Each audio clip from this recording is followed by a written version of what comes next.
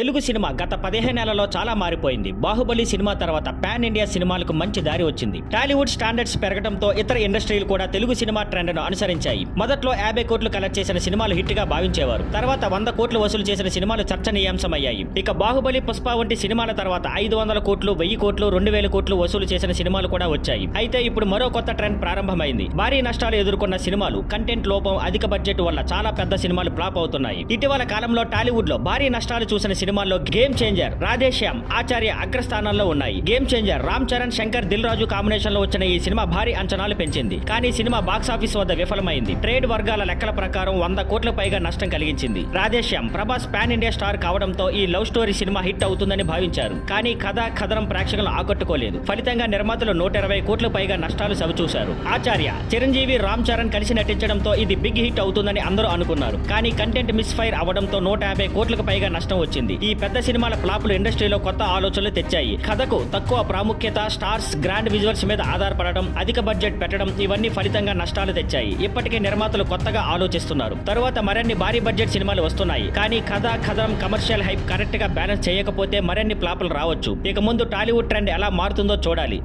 Thank you for watching. Please like, share and subscribe.